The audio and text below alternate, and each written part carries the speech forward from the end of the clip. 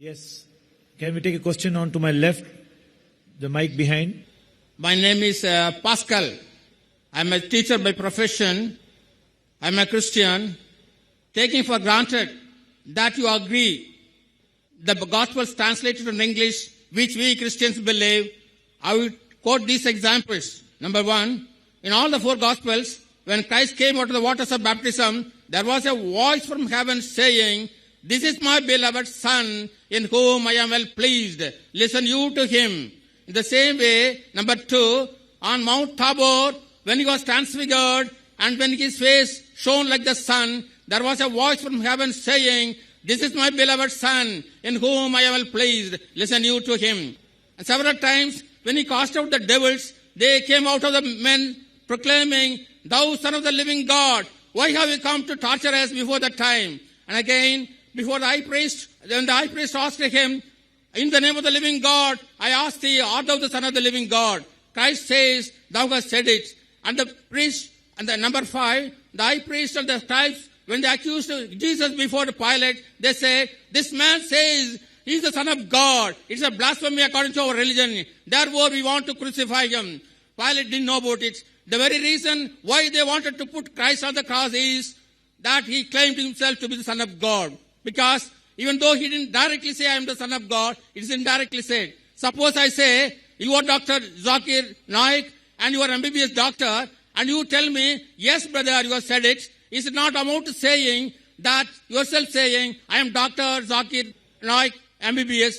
In the same way, Christ, even though he didn't say, "I am the Son of God," he has approved it. Perhaps out of modesty, he didn't say, "I am the Son of God." Again, one more example. Martha. Brother, your question. You already quoted 5 verses without giving references. No, What's your question, brother? I have not come prepared for that. That's why I not quote. Fine, I will give you the reference. No problem, brother. I will give you the reference. I'll help you. Yes.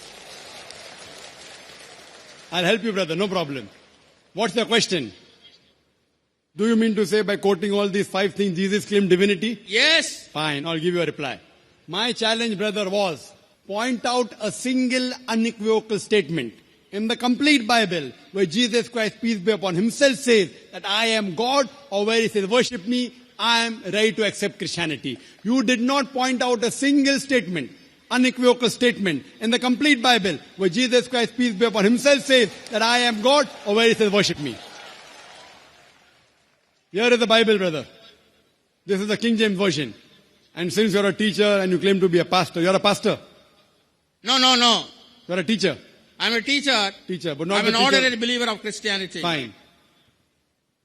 There is something like a red letter Bible. Whatever Jesus Christ said, it's in red. Now you mentioned 5 things, and these things can be clubbed into 2 things.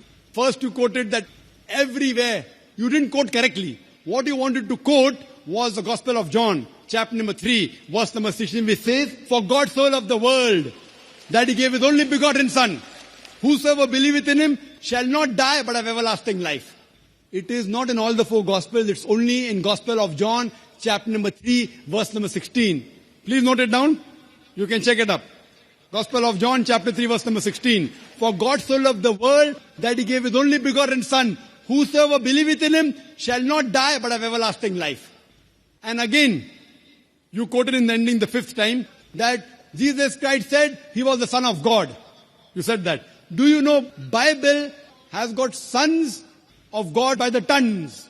If you read the Bible, Adam was the son of God, peace be upon him. Ephraim was the son of God.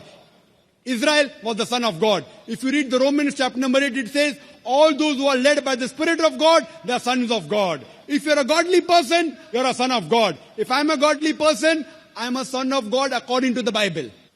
But they say, no. Jesus Christ is not a normal son. He is the begotten Son. As far as the last question, Son of God, Bible has got sons of God by the tons. Adam is son of God, Ephraim is son of God, Israel is son of God. All that are led by the Spirit of God are sons of God. But the Christian missionary tells me, no. Jesus Christ is not a normal son. Coming to your first question. He is the begotten Son. And then they quote, which you didn't quote me. I'm helping you, brother. Gospel of John, chapter 3, verse number 16. "For God so loved the world, that he gave his only begotten Son. Whosoever believeth in him shall not die, but have everlasting life." Brother, do you know the meaning of the word begotten? What is the meaning of the word begotten? No. What is the meaning of the word begotten? Begotten is not the sense in which you hear the human sense. See, the word begotten. I am asking you the meaning of the word begotten. Yes, I know. What is the meaning of the word begotten? Begotten, there are two senses. When you say of a human being, he says begotten means the flesh and blood of his son. But when you say of God begotten son, it doesn't mean that his body is begotten him. It is to say the close association between the father and the son. That's all. If you say son, I say, suppose someone comes here and I tell him, my son, he will not mind because he's a young boy. If I tell him that son come here, he will come. If I say begotten son come here, he may punch me on my jaw, insinuating that I had nose-billah, I had sex with his mother. Fine. If I tell to a small boy begotten son, or a young boy of maybe 23 years, and I'm more than 40. If I say begotten son come, he may punch me on my jaw. Why? Begotten means sired by God. Sired, it belongs to the lower animal functions of sex. And that's the reason, if you read the Revised Standard Version of the Bible, revised by 32 Christian scholars of the highest eminence, backed by 50 different Christian denominations, they say this word begotten in Gospel of John, chapter number 3, verse number 16, is an interpolation, is a concoction, is a fabrication, and they threw it out of the Bible. Do you know that? If you read the Revised Standard Version of the Bible, which is the bestseller, revised by 32 Christian scholars of the highest eminence, backed by 50 different Christian denominations, they say this word begotten is an interpolation, is a concoction, is a fabrication. So the word begotten has been thrown out. So if you say son, God has got sons by the tons in the Bible. So coming to your first question and the last question, I've answered it. Coming to your second and third, which you mentioned, that he drove out devils. Quote the full verse. You haven't quoted to me the full verse, which I quoted in my talk. According to the Gospel of Matthew, chapter number 12, verse number 28, he said, I cast out devils with the Spirit of God. Gospel of Luke, chapter number 11, verse number 20, I with the finger of God cast out devils. It doesn't say he alone does it. He does it with the help of God. That does not mean he's God. All these verses you quoted, they clearly mention that he was a messenger of God. He wasn't God himself.